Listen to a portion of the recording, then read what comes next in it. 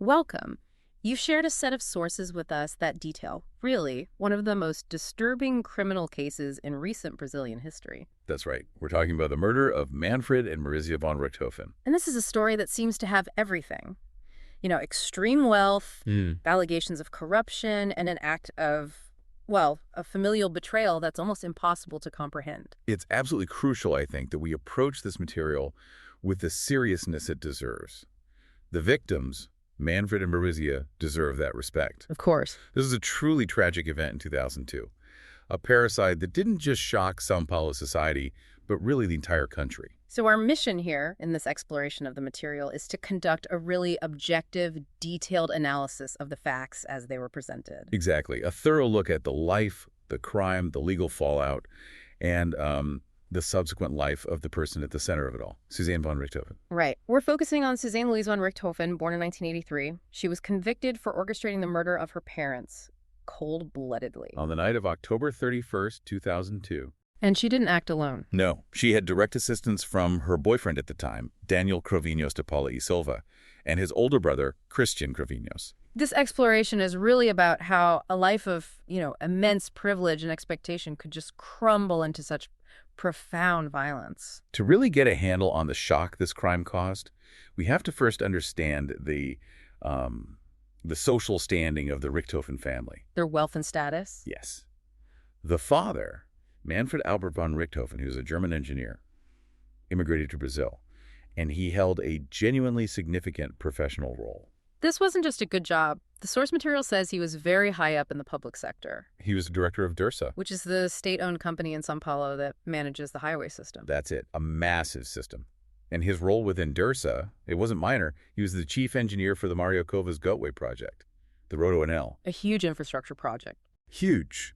It was designed to try and solve São Paulo's, notorious traffic problems.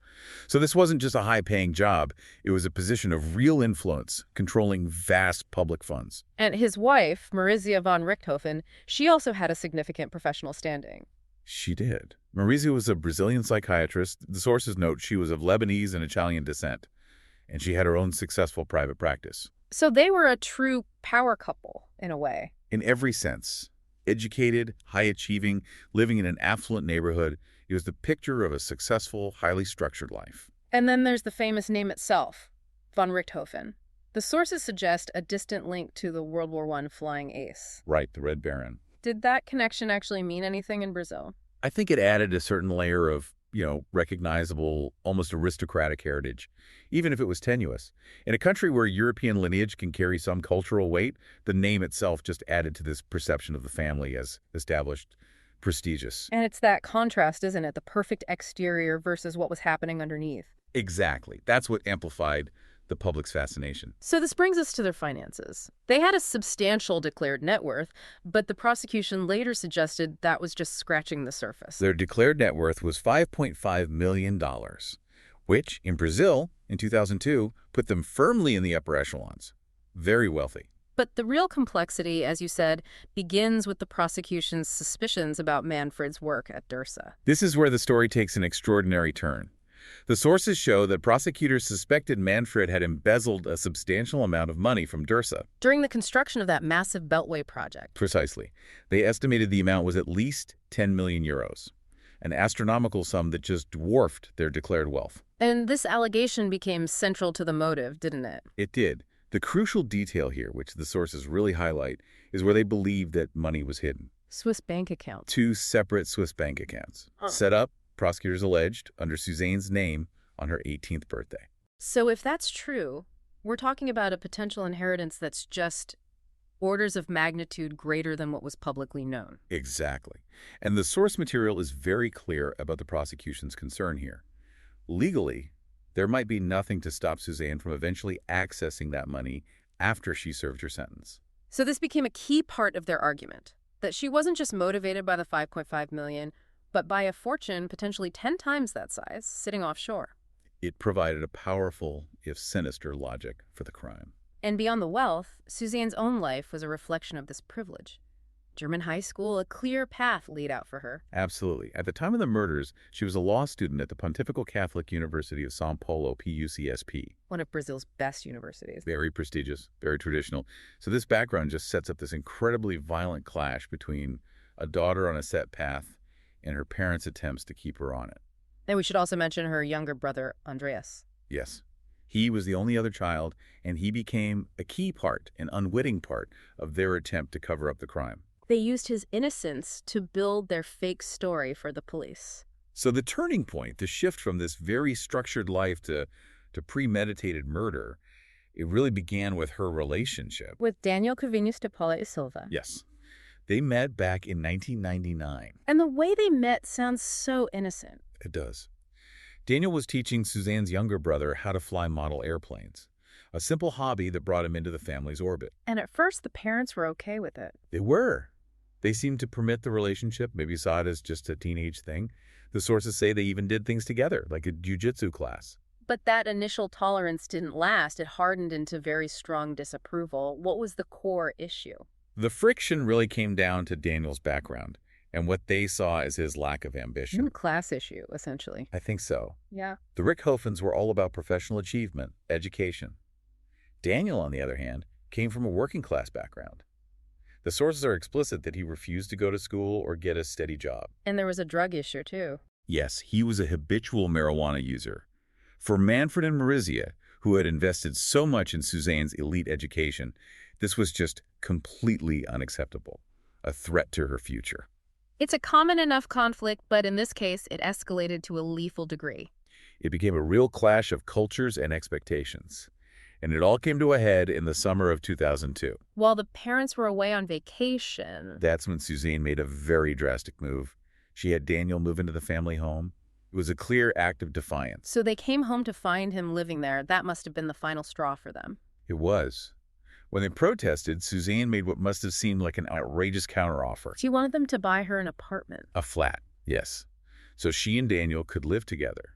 She wasn't asking for permission anymore. She was demanding they finance her independence with him. And what was her father's response? It was a decisive, absolute no.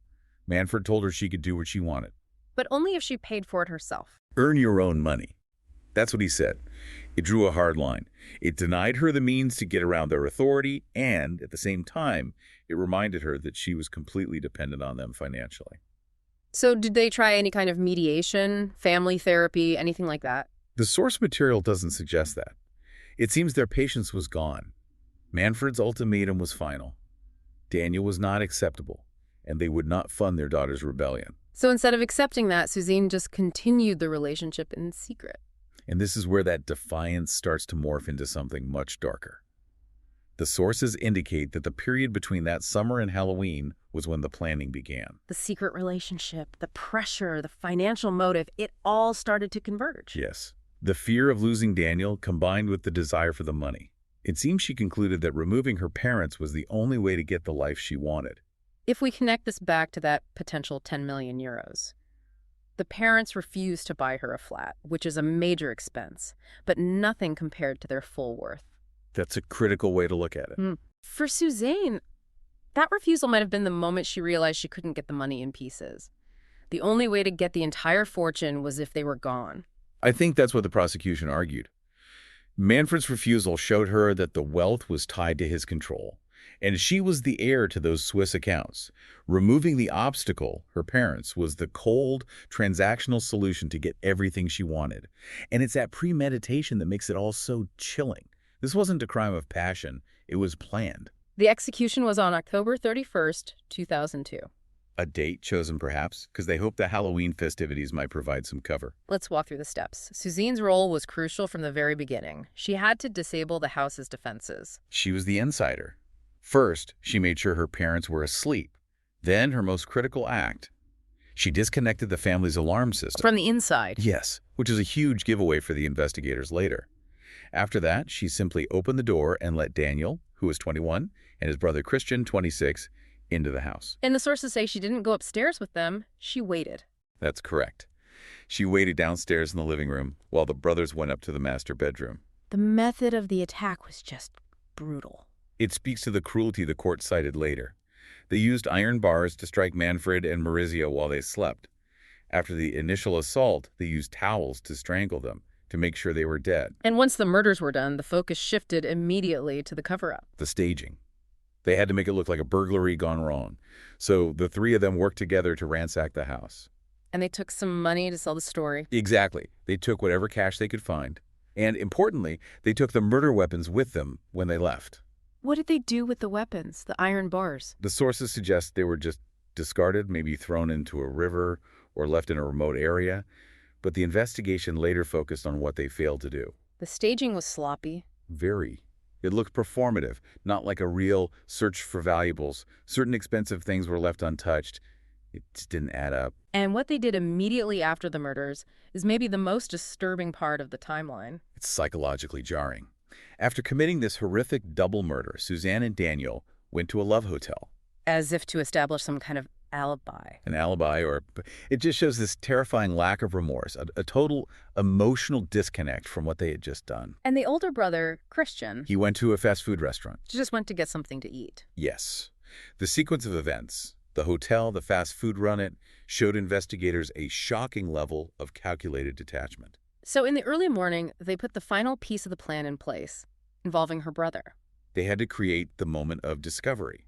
So Suzane and Daniel drove to an internet cafe to pick up her younger brother. Who had been there all night, completely unaware. Completely innocent. They brought him home, and it was then, on this staged return, that Suzane made the call to the police, playing the part of the hysterical daughter. The fact they used her young brother in that way just adds another layer of manipulation to it all. That facade they built, it didn't hold up for very long. No. The crime scene itself immediately raised red flags for the investigators. The first and biggest one was that alarm system.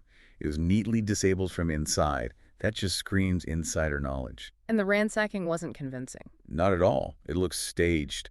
High value, easy to carry items that a real burglar would grab were left behind. It felt performative. But it was Suzane's own behavior that really put the focus squarely on her. Absolutely. The officers on the scene noted her cold behavior, a complete lack of what you'd consider genuine grief. And there are two really shocking examples that the sources point to.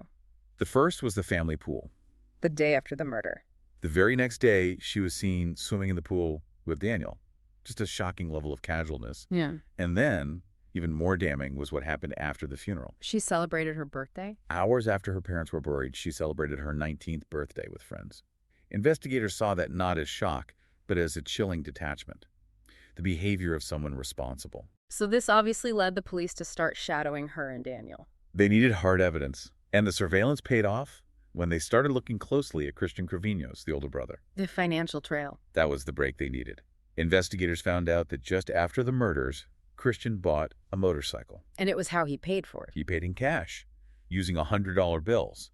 And when they looked at his income, it was just way beyond his means. It had to be the money they stole from the house. It was the direct link between the staged burglary and the perpetrators. It was fatal to their story. And that led to the arrests. Very quickly, all three, Suzane, Daniel, and Christian, were arrested on November 9th, 2002, just 8 days after the crime. And Suzane confessed. She did, fairly soon after the arrest, though her story about the motive would change and be contested later. But there was a strange legal moment before the trial where she was actually released. Yes, for a time. In May 2005, the Supreme Federal Court granted her a writ of habeas corpus, so she was released from prison. And she waited for her trial under house arrest. Exactly. It caused a massive public outcry. But it meant she spent over a year in relative freedom before facing the final judgment. The trial finally started in July 2006, and it was a national spectacle. It all boiled down to one question: motive. Right. Who was the real mastermind and why did this happen? There were essentially three competing theories presented. The first came from Suzane herself. She claimed it was all for love. Yes.